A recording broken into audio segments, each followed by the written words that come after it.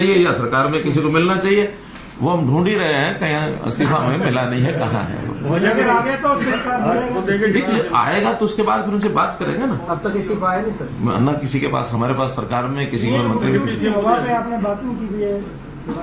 नहीं, वो तो देखिए सामने वाला क्या सोच के ये कह रहा है, ये उसकी अपनी बात है। इस्तीफा आएगा तो बात करेंगे, हमारे पास कोई इस्तीफा आया नहीं है। फिर आप ढूंढ क्यों रहा गया इस्तीफा?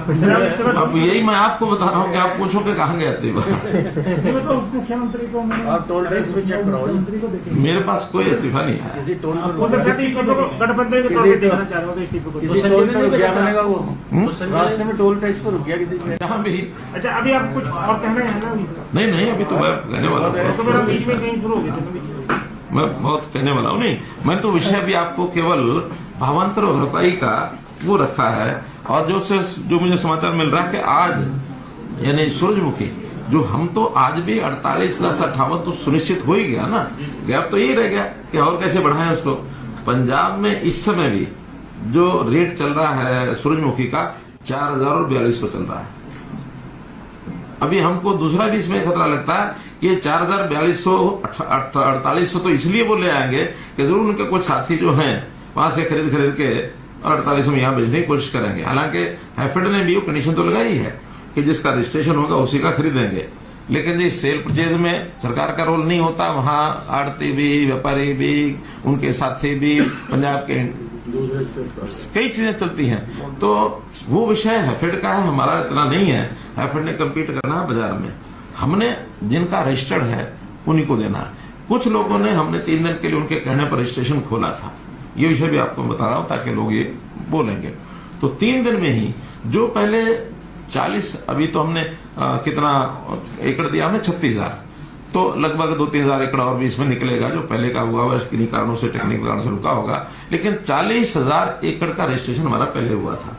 हमने सोचा कि भाई चलो जो लोग रह गए होंगे, 2% रह भी गए हों, तो 2 दिन के लिए, 3 दिन के लिए खोलते हैं, और खोलने के बाद उनको मौका मिल जाएगा, किसी गलती के कारण से रह गया होगा, बाद में उसका मिलान करेंगे।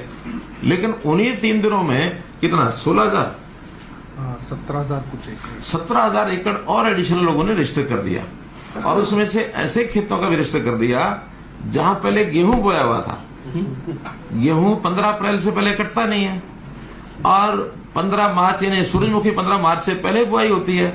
अब उस 1 महीने में 2 फसलें तो नहीं थी वहां, तो आखिर उसको चेक करने के बाद हमने 9,000 तो तुरंत काट दिया है।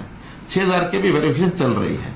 तो उस वेरिफिकेशन में एक्चुअल में अगर वो खेत 15 मार्च से पहले खाली था, क्योंकि आज तो कट चुका, सूरजमुखी भी कट चुकी, तब तो मानेंगे सूरजमुखी हो सकती है। लेकिन अगर 15 मार्च को वहां गेहूं है तो सूरजमुखी उन्होंने गलत डाली है।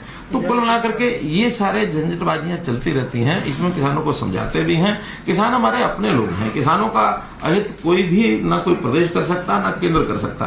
किसानों के प्रति हमारी सबकी सद्भावना भी है, मैं स्वयं भी किसान हूं। लेकिन किसानों को एक बात जरूर कहना चाहेंगे, ऐसे किसी के चंगुल में ना फंसे जो उनको बरगलाए, लालच दे करके उनको कहना कि उल्टा सीधा रास्ता कुछ भी दबाओ कि हाईवे रोक देंगे। अब ये हाईवे रोकना कोई लोकतंत्र के प्रोटेस्ट का हिस्सा नहीं है। अल्टीमेटली कोई व्यक्ति कोर्ट में गया, कोर्ट ने ऑर्डर ले लिया। पिछली बार भी यही हुआ था कि कोर्ट से ऑर्डर लेकर के और खुलना पड़ा था उनको। इस बार भी कोर्ट का ऑर्डर लेकर के शाम को पुलिस ने खुलवाया। ये लोकतंत्र में किसी की भी हम फ्रीडम को अवरुद्ध नहीं कर सकते हैं। जनता का आना जाना है, आप शांतिपूर्वक तरीके से कहीं को प्रदर्शन करते हो, कभी कुछ कहते नहीं है। तो मेरा कहना है कि किसानों के लिए हमने कितना किया। प्रधानमंत्री जी ने सीधी एक ऐसी घोषणा कर दी कि हर साल मैं किसान को 6,000 रुपया दूंगा, 4 महीने बाद 2,000। प्रधानमंत्री किसान सम्मान निधि, अब कोई मांग तो नहीं थी इसकी, लेकिन नहीं, किसान को थोड़ा बुआई के समय उसके खेत के लिए, छोटे किसान खास करके 6,000 रुपया काम आएगा, अपनी फसल को उगाएगा। लोन देते हैं वो अलग, फसली लोन जाता है फसल बुआई के लिए, और उसमें भी 7% का जो इंटरेस्ट होता है, 3% केंद्र सरकार देती है, 4% स्टेट गवर्नमेंट देती है, भी करती है। 7% इंटरेस्ट, 0% इंटरेस्ट पर वो लोन मिलता है। हर तरह की सुविधा किसान को ऐसी दी जाती है। खराबा होने के बाद पहले तो केवल सरकारें देती थी, सरकार के रेट 3,000, 4,000, 6,000 रुपया उस समय यही होता था पर एकड़। हमने आने के बाद उसको 15,000 रुपया किया, और साथ में प्रधानमंत्री फसल बीमा योजना में भी बहुत बड़ा एक प्रोग्राम जो है वो देश में चला कि आप थोड़ा सा प्रीमियम बना दीजिए उस कंपनी को यानी उसका परसेंटेज के हिसाब से शायद कितने परसेंट हम कितना देते हैं, 80%, 10 या 20% किसान को देना होता है, 80% केंद्र सरकार और हरियाणा सरकार देती है। प्रीमियम का भी बहुत कम नॉमिनल प्रीमियम 500 रुपया एकड़ समथिंग है।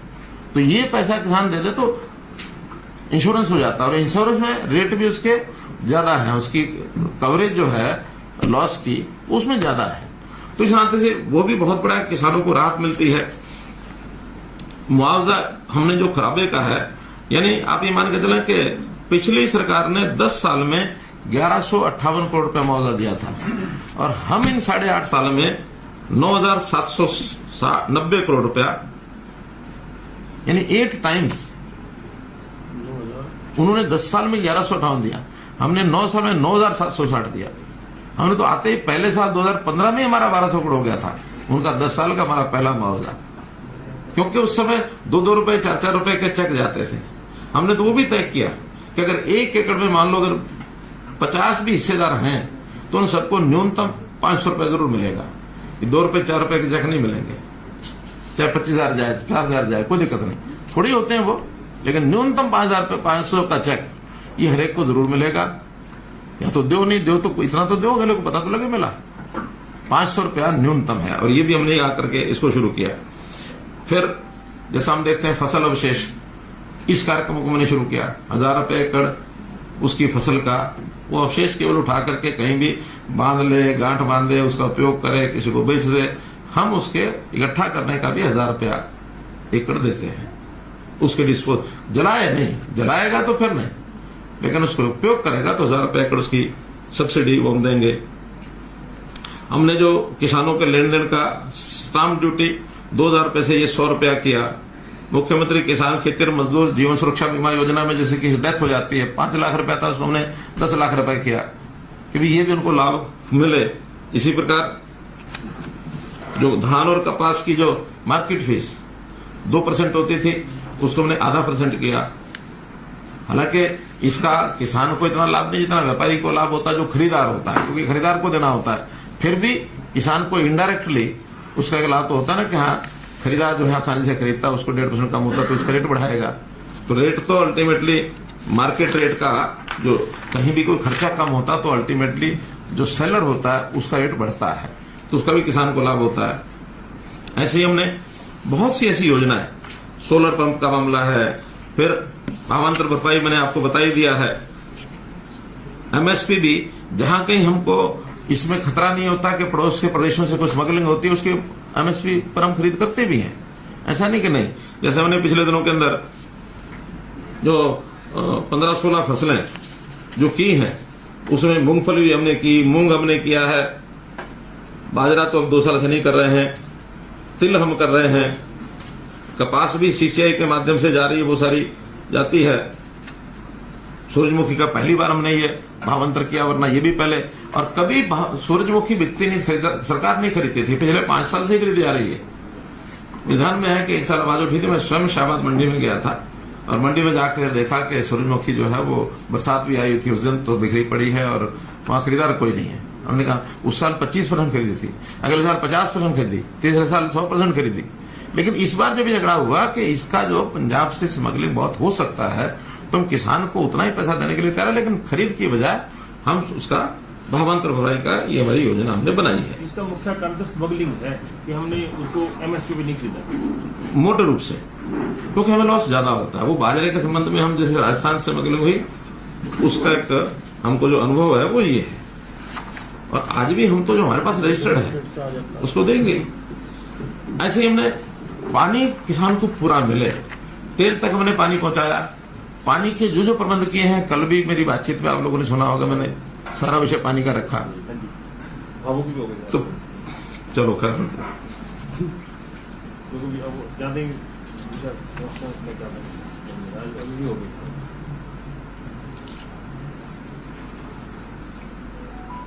पानी स्टोरेज एक बहुत बड़ा विषय है।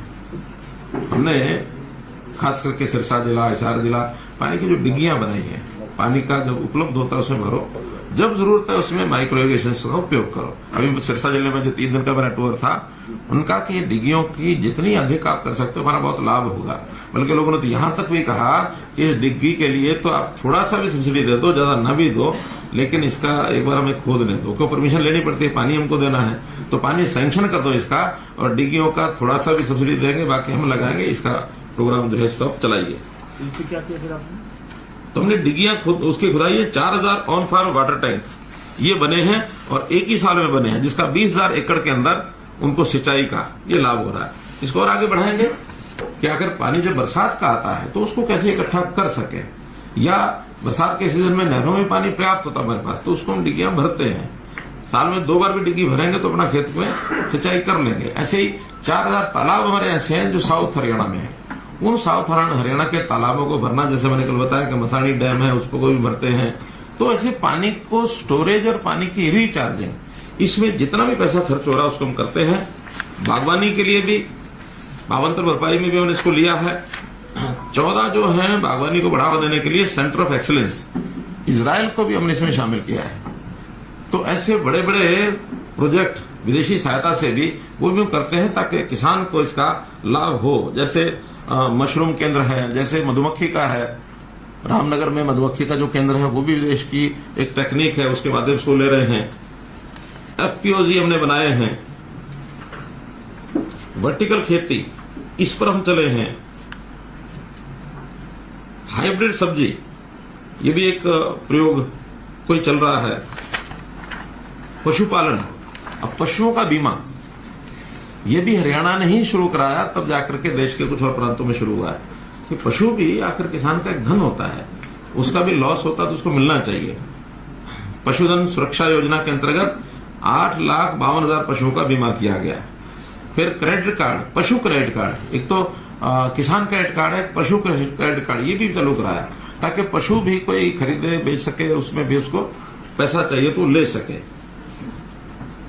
देसी गायों की जो डेयरी का भी हम जो सब्सिडी देते हैं वो भी 83 करोड़ रुपया जा चुका है। दूध का 5 रुपए किलो लीटर का, ये भी पशुपालकों को इसका भी हम लाभ देते हैं। प्रगतिशील किसान, उनकी सम्मान योजना, और नए प्रगतिशील किसान कैसे बने, उनकी ट्रेनिंग का ये पैसा भी हम अलग से इन सबको देते हैं। कुल मिलाकर के जितनी भी योजनाएं हैं, ये चाहे हमारी सिंचाई की योजनाएं हैं, इन सिंचाई की योजनाओं में भी कुल अभी तक पिछले 5 साल में जो हम अनुदान और जो इन योजनाओं को सरल बनाने के लिए हमने जो खर्च किया है, 6 और 3 9 और 5 14 और लगभग 1500 करोड़ रुपया इस पर अभी हम खर्च कर चुके हैं 5 साल में, नहरों के सिस्टम को ठीक करने के लिए। हमारा एक तो जो WJC का प्रोजेक्ट है उसका बहुत बड़ा लाभ ये अगले सालों में मिलने वाला, जैसे वो कंप्लीट हो जाएगा। और इसी प्रकार जो खेती के लिए जितनी मैंने योजनाएं बताई हैं, उसमें किसान सम्मान निधि है, बीमा है, खराबा है, अवशेष जो बचे उनका, जीवन सुरक्षा की जो मैंने बात बताई है, सोलर सब्सिडी जो छोटे पंप हैं 10 BHP, वहां तक के जो है 52-53 हजार अभी हम पिछले साल में लगा चुके हैं। हमारा टारगेट 50,000 का था, 53,000 सोलर लगाए हैं। 960 करोड़ रुपया इसमें सब्सिडी दी है। फिर मिकाडा मैंने बताया, कोल्ड स्टोरेज, मधुमक्खी, मशरूम, वर्टिकल खेती, पशुपालन, इन सब पर मिलाकर के पिछले 5 या ये शायद 8 सालों का भी कुछ है, कुछ 5 सालों का दिया है, अलग अलग करके है। तो ये 22-23 साढ़े 23,000 करोड़ रुपया केवल सब्सिडी का गया किसानों को।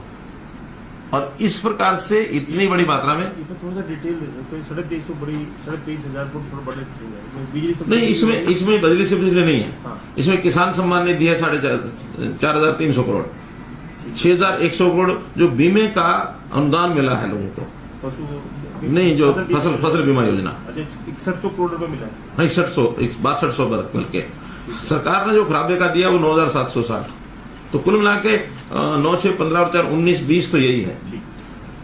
बाकी लगभग 2,500 करोड़ रुपया बाकी छोटे छोटे और जो आइटम्स हैं, जिसमें भावांतर भरपाई योजना ही 900 करोड़ रुपया तो जा चुका है।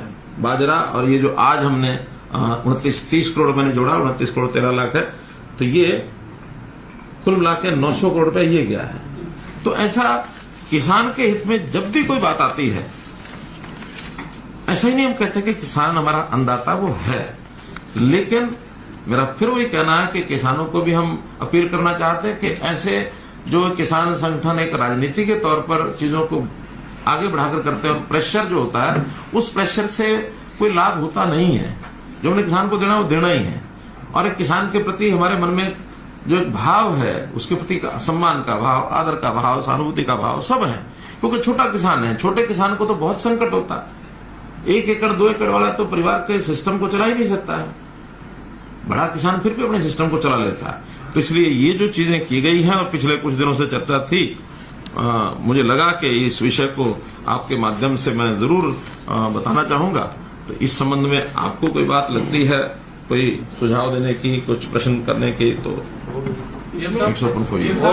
आपने काम गिनाए हैं किसानों के लिए, क्या आपको लग नहीं रहा है कि ये जो बातें आप बता रहे हैं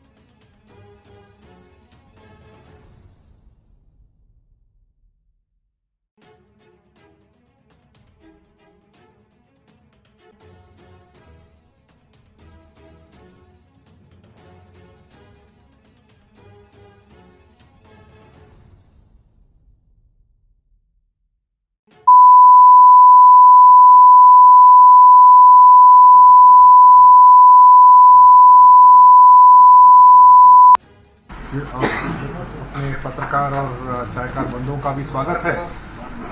तो माननीय मुख्यमंत्री जी फिर आपको संबोधन करेंगे, फिर आपसे सवाल जवाब। मित्रों, सबसे पहले तो क्षमा चाहता हूं कि मेरा स्वभाव तो नहीं है इतना देरी से आने का, लेकिन कोई एक कार्यक्रम पंचकुला में था, वो स्वाभाविक कई बार अपने हाथ में भी नहीं होता है, तो इसलिए 15 मिनट 20 मिनट लेट आया हूं। आज का विषय, मुझे एक बात जो आपसे कहनी है, करनी है, जिस पर चर्चा भी बाद में कर सकते हैं, कि कुछ कंफ्यूजन टाइप कई बार कुछ चीजों को लेकर के जो फैलता है, तो उसमें हमें लगता है कि हमें अपनी बात को आपके सामने कह देना चाहिए ताकि लोगों को भी ठीक से इससे चला जाए। आज का विषय मेरा है कि किसानों में एक भ्रम फैलाया जा रहा है कि हम शायद किसानों के बारे में सोचते नहीं हैं, लेकिन मेरा इसमें कहना इतना ही है कि जितना हम किसानों के बारे में सोचते रहे हैं, आज सोच रहे हैं और आगे सोचेंगे, शायद अभी तक किसी ने किसानों के बारे में इतना सोचा हो। चाहे केंद्र सरकार नरेंद्र मोदी जी की सरकार है और चाहे उनका अनुसरण करते हुए हम भी जो विभिन्न प्रकार की योजनाएं बनाते हैं, विभिन्न प्रकार के व्यवस्थाएं खड़ी करते हैं, विभिन्न प्रकार की सहायता उनको देते हैं, तो वो कहीं भी पिछली सरकारों के मुकाबले में कई गुना ज्यादा है। अगर मैं उसमें आपको कुछ चीजों को उल्लेख करना चाहूं, वो यही कि किसान की जो स्थिति थी अपने देश में 8-10 साल पहले दयनीय स्थिति जैसी बनी हुई थी, उसको बाहर करने के लिए प्रधानमंत्री जी ने भरसक प्रयत्न किए हैं, जिसके अंदर किसान की आय कैसे बढ़े, उसका खर्चा कैसे कम हो, उसको अपनी फसल का एक प्रकार से कैसे ज्यादा दाम मिले, इसके लिए लगातार प्रयत्न करते हैं। और जहां तक मार्केटिंग का विषय है, मार्केटिंग में भी हम लोग किसान के लिए तरह तरह की योजनाएं बनाते आए हैं। उन योजनाओं में बहुत सी योजनाएं मैं उसका उल्लेख करूंगा, लेकिन आज सबसे पहले शुरुआत करने के लिए एक मुझे बटन दबा करके जो एक मैसेज आपके माध्यम से सबको देना है, वो ये है कि हमने अभी 1000 रुपया प्रति क्विंटल जो सूरजमुखी का डिक्लेयर किया है, इंटरिम भावांतर भरपाई, मैं शब्द प्रयोग कर रहा हूं इंटरिम भावांतर भरपाई, तो उसके नाते से जो पैसा हमने आज उनको इस समय बटन दबा करके भेजना है, वो जो कि आपको भी पता है कि यहाँ से जो बटन दबाया तो फिर बैंक के रोल होते हैं, उसमें बैंक्स जो हैं वैसे तो एक दिन के बाद करते हैं, लेकिन परसों क्योंकि संडे है, इसलिए अभी जो बटन दबा रहे हैं वो पैसा मंडे को उनके खाते में पहुंचेगा। तो टोटल अभी हाँ दिखाइए,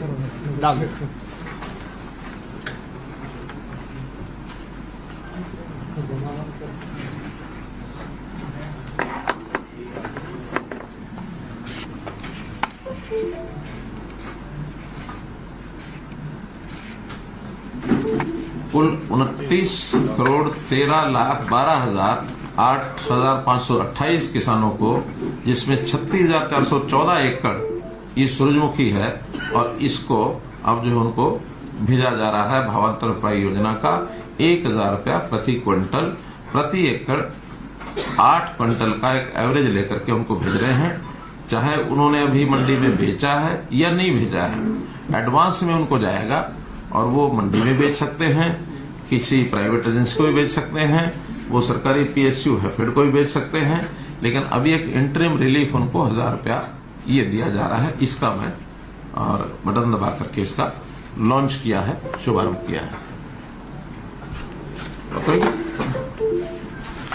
तो मैं जो विषय चला रहा था वो ये कि हमने किसानों के लिए उनकी आय कैसे बढ़े और कैसे उनके खर्चे कम हो, इसके लगातार प्रयत्न किए हैं। और कुछ प्रावधान केंद्र सरकार की ओर से आए भी थे। वो एक चैप्टर ऐसा है जो आपको पता है, हमको पता है कि कैसे मार्केटिंग में लोगों को सुविधाजनक तरीके से अपने फसल को बेचने के लिए जो कुछ बंधन बने हुए हैं उनको हटा करके और मौका मिले सबको, ज्यादा लोग खरीदा आए, ज्यादा मंडियों में नई मंडियां भी खुले, उनके रेट्स कंपटीशन में आकर के और उसकी डिमांड बढ़े, कुछ प्राइवेट प्लेयर्स उसमें आए। लेकिन वो दुर्भाग्य से 3 कानून वाला जो विषय था उसमें कई चीजें थी और किसान हित में थी, लेकिन नहीं हो पाई। ठीक है, वो प्रधानमंत्री जी ने स्वयं कहा कि हम शायद उनको समझाने में कामयाब नहीं हुए, लेकिन अब जैसे जैसे ये कठिनाइयां आती हैं बीच बीच में, तो उनके कई लोग बोलते हैं कि कई चीजें उसमें जो अच्छी थी वो मिस हो गई। दोबारा से फिर कभी कोई विषय आएगा तो वो केंद्र सरकार अथवा किसानों के संगठन जो एक कमेटी बनी है उसमें विचार करके सोचते वो करेंगे। लेकिन उसके बाद जैसा पहला विषय कि केंद्र सरकार ने जिस प्रकार से हर वर्ष MSP को बढ़ाया है और पिछले 8-9 वर्षों में, केंद्र सरकार को 9 वर्ष हो गए चलते हुए, तो इन 9 वर्षों में कितना बड़ा परिवर्तन आया है उसके मैं आपको कुछ उदाहरण बताता हूं। धान जो है 1360 और 1402 उसकी वैरायटीज हैं। आज उसका रेट 2200 रुपया के लगभग ये है। 800 रुपए के 803 रुपए की वृद्धि उसमें हुई है। ऐसी ज्वार जो है वो 1530 और 50 के 2 वैरायटी हैं, उसमें भी लगभग 3200 रुपया, 1650 रुपया उसके अंदर बढ़ा करके, और ये अब जो 23-24 की जो अनाउंसमेंट हुई है, जो घोषणा हुई है। बाजरा जो से 1250 रुपया था, एकदम डबल, वो 2500 रुपया होने जा रहा है इस वर्ष का जो बाजरा है। रागी है 1550 से ये 3846, इसमें तो 150% वृद्धि हुई है। अरहर 4350 से 7000 रुपया, मूंग 4600 से 8500 रुपया, सूरजमुखी 3750 से 6760 रुपया, तिल 4600 से 8600 रुपया।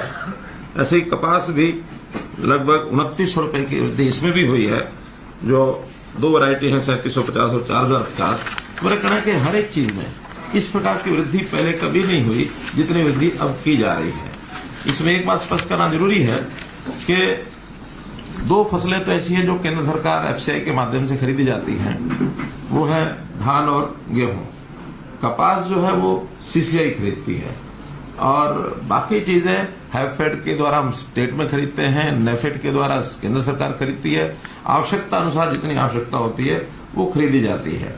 और जब भी कोई चीज खरीदने में हमको कठिनाई आती है, और वो कठिनाई का एक विषय मैं सबको आपके माध्यम से सभी को ध्यान करना चाहता हूं कि कई बार स्टेट को स्टेट ही खरीदती है, सेंटर नहीं खरीदता है, तो उसमें कठिनाई है। आसपास की स्टेट्स में रेट बहुत कम होता है, हम उसको रेट बढ़ा करके लेते हैं, तो जो आसपास की स्टेट्स का प्रोडक्ट है किसानों का, वो स्मगलिंग होकर के यहाँ आना शुरू होता है। हमने ये कठिनाई बाजरे में जब शुरू में ध्यान में आया, तो पहले वर्ष में हमको बाजरा जब सारा खरीदा और एमएसपी पर खरीदा, तो किसानों के माध्यम से, जो उनके रिश्तेदार होते हैं या व्यापारियों के माध्यम से, आढ़तियों के माध्यम से कोई ना कोई रास्ता निकाल करके, और हरियाणा की मंडियों में वो सामान आके बिकने लगा। अब वहां तो 1200 रुपए का रेट, हम उसको 1900 या 2000 में खरीद रहे हैं, तो हमको लगभग उसका उस साल में 1000 करोड़ रुपया नुकसान हुआ जिन एजेंसीज ने खरीदा। हमने उसमें से रास्ता ही निकाला कि हमारे पास एक मेरी फसल मेरा ब्यौरा में रजिस्टर्ड जो डाटा है किसानों का, कि उन्होंने ये भरा है, और भरने के बाद फिर उनको अगर हम पूरा खरीदेंगे तो वो कई प्रकार के विवाद आएंगे, सारी एजेंसियां आएंगी, लेकिन रिकॉर्ड के हिसाब से उनको पर एकड़ पैसा जितना लॉस होता है वो लॉस हम देते हैं। बाजरा पहले साल 600 या 650 था, 650 पहले साल था, उससे पहले साल पूरा खरीदा, लेकिन अगले साल 650, उसके बाद 400 रुपए, रेट थोड़ा ठीक हो गया, 400 रुपए भी, बल्कि 450, बल्कि लास्ट में तो जो 450 दे करके जो बाजार में बिका वो एमएसपी से भी ज्यादा हो गया। बहुत लोग तो थोड़ा सा रोक के चलते हो, फिर काफी रेट आगे भी बढ़ता है। प्रारंभ में रेट कम होता है मंडियों में, बाद में कंपटीशन आ गया या जब अवेलेबिलिटी कम होती है, सरकार की एजेंसियां भी उसमें जाती हैं, तो रेट बढ़ते हैं। तो इसलिए कई बार एमएसपीज देने के बाद भी और ज्यादा लाभ भी किसान को हुआ है। अब हम तो केवल इसका गैप है, भावांतर का मतलब ये कि भाव का जो अंतर है, और वो कोई एक फिक्स नहीं हो सकता, उसमें कई बार तो अनुमान से ही निर्णय करना पड़ता है। ये सारा 2 वर्ष किया है। इस बार यही स्थिति आई है सूरजमुखी में। सूरजमुखी का जब हमने 1000 रुपया सोचा था, घोषणा थोड़ी लेट की, लेकिन जब सोचा था उस समय मार्केट में रेट 46-48 रुपया चल रहा था। अचानक जो इंपोर्ट ड्यूटी खत्म की पाम ऑयल के ऊपर, तो रेट एकदम डाउन आ गए, सरसों के रेट डाउन आए, सूरजमुखी भी डाउन आए। तो वो 1000 तो हमने घोषणा किया, और वो भी हमने उसमें लिखा था कि इंटरिम एक प्रकार से सब्सिडी है, सब्सिडी नहीं, भावांतर भरपाई है। हम इसका विचार करके रेट को देखेंगे, और रेट फ्लक्चुएट होते रहते हैं, उस रेट के हिसाब से इसको आगे जो बढ़ाना होगा बढ़ाएंगे। रेट ज्यादा कम आया तो हैफेड की तरफ से एक प्रस्ताव आया कि हम इसको खरीद सकते हैं, क्योंकि हैफेड कमर्शियल परचेज करती है। तो हमने कहा ठीक है, आप खरीद सकते हैं, तो मैक्सिमम रेट जितना आप मार्केट में कम्पीट करने के लिए खरीद सकते हैं आप खरीदिए। उन्होंने सोचा कि 4800 रुपये हमारा कंपटीशन आ जाएगा, 4800 खरीदेंगे, 4800 और 1500 बनता है। लेकिन मेरा मानना ऐसा है, हमारे सबका जो टीम के रूप में बैठे, कि ये रेट 4800 से ऊपर जाएगा। कल ही शाहबाद में 4850 बिका, जो ढेरियां 4800 रुपए खरीद रहे थे हैफेड के लोग, उनको नहीं मिली, बल्कि बाहर व्यापारी ने 4850 खरीदी। अब वो 4850 खरीदेंगे, स्वाभाविक है हैफेड जो खरीदना होगा तो 4900 में जाएगा। तो इस कंपटीशन में हमको लगता है कि रेट 5500 तक भी जाएगा। अगर ये 5500 जाता है, 1000 रुपया मानो उनको हम, तो 65 हो जाता है, 64 की बजाय 65 ही हो जाता है। तो इसलिए हम चाहते हैं कि ये रेट 6400 के आसपास उनको मिले किसानों को।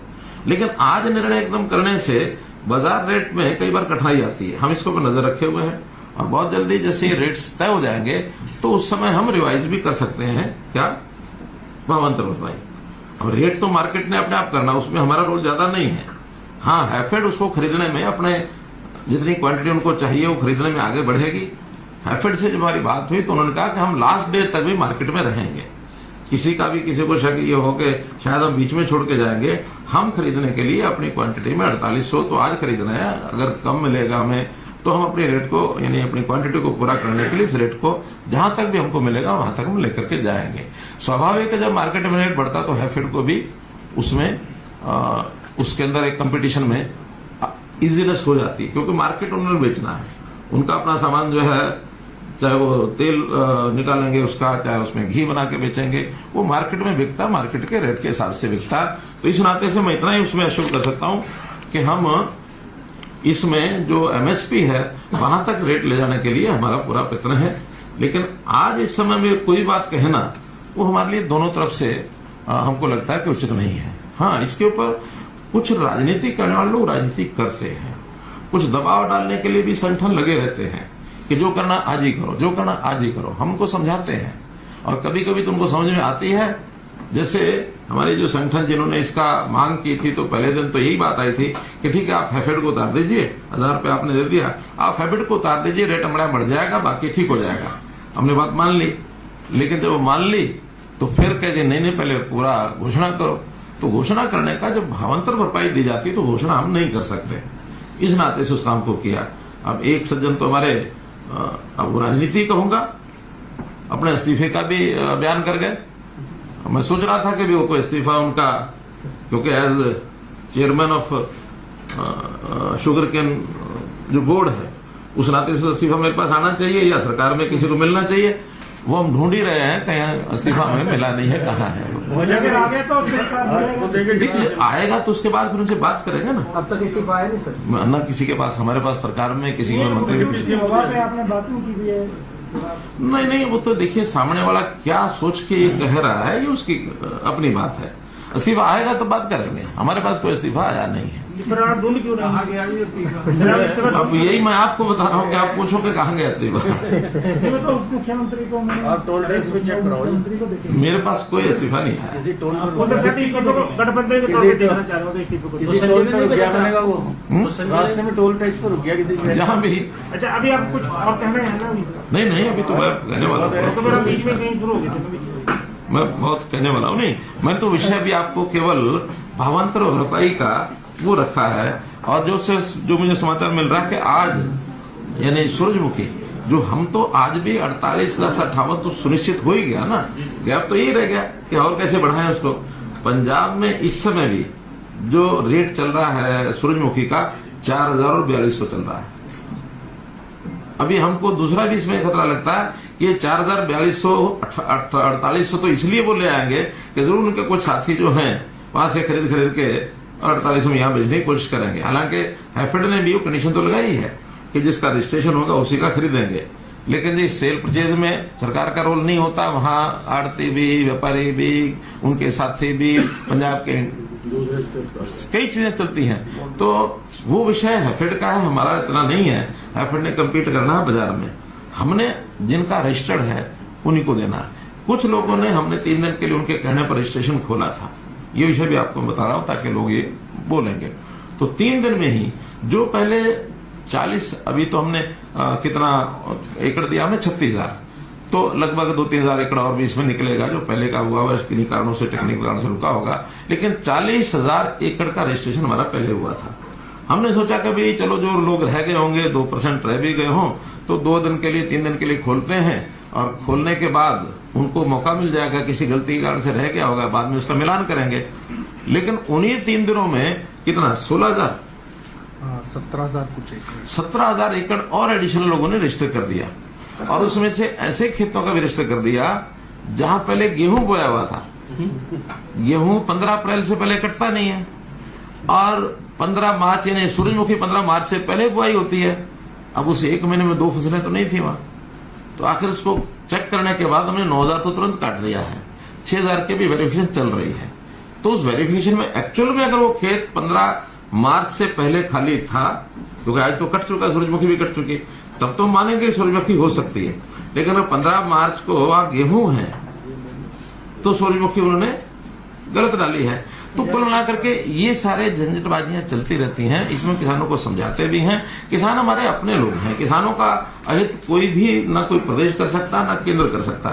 किसानों के प्रति हमारी सबकी सद्भावना भी है, मैं स्वयं भी किसान हूं। लेकिन किसानों को एक बात जरूर कहना चाहेंगे, ऐसे किसी के चंगुल में ना फंसे जो उनको बरगलाए, लालच दे करके उनको कहना कि उल्टा सीधा रास्ता कुछ भी दबाओ कि हम हाईवे रोक देंगे। अब ये हाईवे रोकना कोई लोकतंत्र के प्रोटेस्ट का हिस्सा नहीं है। अल्टीमेटली कोई व्यक्ति कोर्ट में गया, कोर्ट ने ऑर्डर ले लिया। पिछली बार भी यही हुआ था कि कोर्ट से ऑर्डर लेकर के और खुलना पड़ा था उनको। इस बार भी कोर्ट का ऑर्डर लेकर के शाम को पुलिस ने खुलवाया।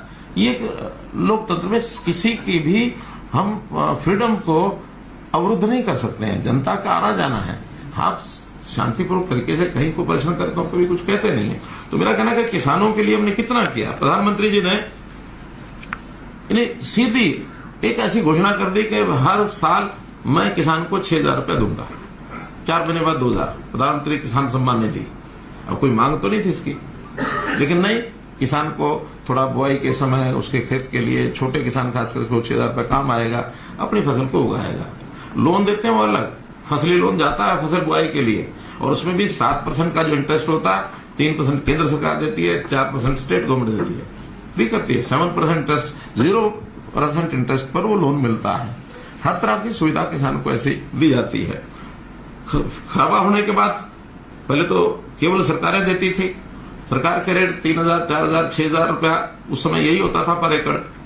हमने आने के बाद उसको 15,000 रुपया किया, और साथ में प्रधानमंत्री फसल बीमा योजना में भी बहुत बड़ा एक प्रोग्राम जो है वो देश में चला कि आप थोड़ा सा प्रीमियम बना दीजिए उस कंपनी को यानी उसका परसेंटेज के हिसाब से शायद कितने परसेंट हम कितना देते हैं, 80%, 10 या 20% किसान को देना होता है, 80% केंद्र सरकार और हरियाणा सरकार देती है। प्रीमियम का भी बहुत कम नॉमिनल प्रीमियम 500 रुपया एकड़ समथिंग है।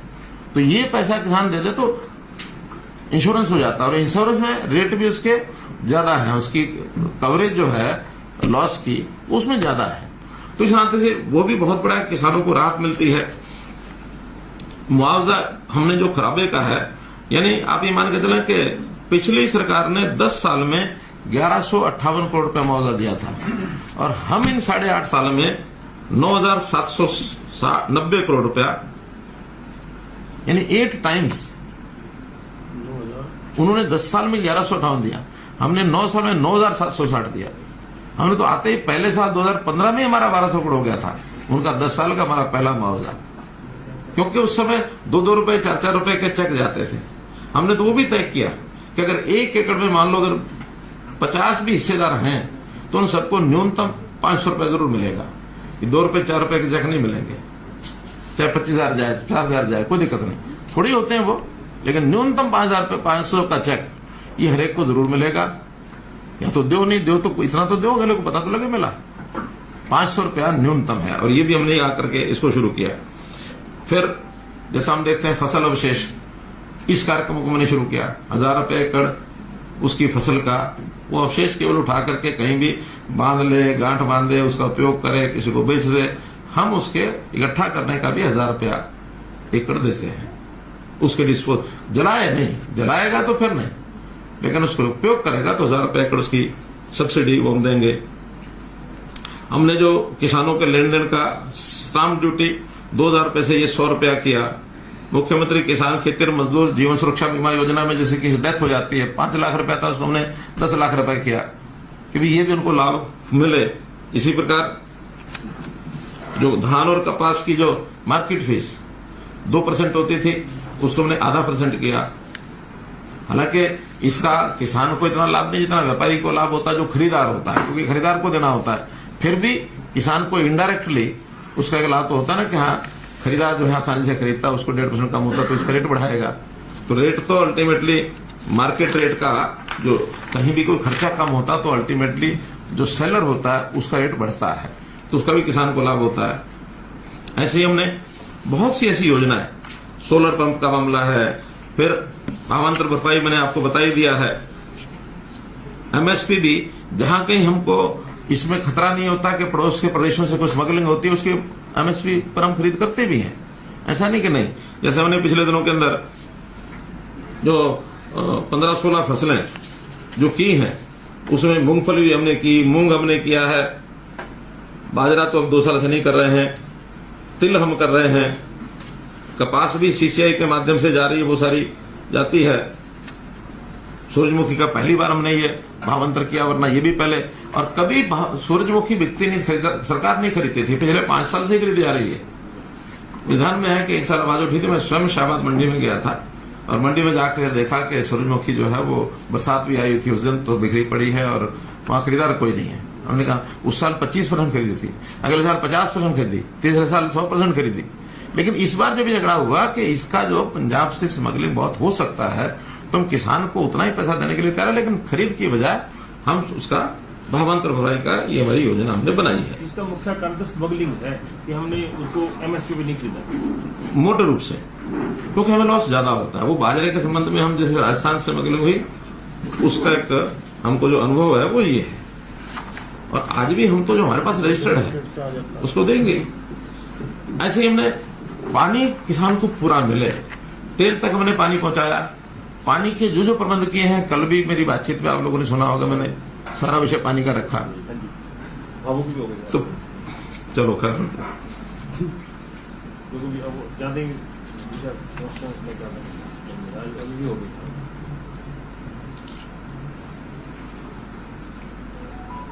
पानी स्टोरेज एक बहुत बड़ा विषय है। हमने खास करके सिरसा जिला, हिसार जिला, पानी की जो डिग्गियां बनाई है, पानी का जब उपलब्ध होता है उसमें भरो, जब जरूरत है उसमें माइक्रो इरिगेशन का उपयोग करो। अभी सिरसा जिले में जो 3 दिन का मेरा टूर था, उनका कि डिग्गियों की जितनी अधिक आप कर सकते हो हमारा बहुत लाभ होगा। बल्कि लोगों ने तो यहां तक भी कहा कि इस डिग्गी के लिए तो आप थोड़ा सा भी सब्सिडी दे दो, ज्यादा न भी दो, लेकिन इसका एक बार हमें खोदने दो, क्यों परमिशन लेनी पड़ती है, पानी हमको देना है, तो पानी सैंक्शन कर दो इसका, और डिग्गियों का थोड़ा सा भी सब्सिडी देंगे, बाकी हम लगाएंगे। इसका प्रोग्राम जो है इसको आप चलाइए। क्या किया फिर आपने? तो हमने डिग्गियां खुद उसकी खुदाई है, 4000 ऑन फार्म वाटर टैंक ये बने हैं, और एक ही साल में बने हैं, जिसका 20,000 एकड़ के अंदर उनको सिंचाई का ये लाभ हो रहा है। इसको और आगे बढ़ाएंगे कि अगर पानी जब बरसात का आता है तो उसको कैसे इकट्ठा कर सके, या बरसात के सीजन में नहरों में पानी पर्याप्त होता है हमारे पास, तो उसको हम डिग्गियां भरते हैं।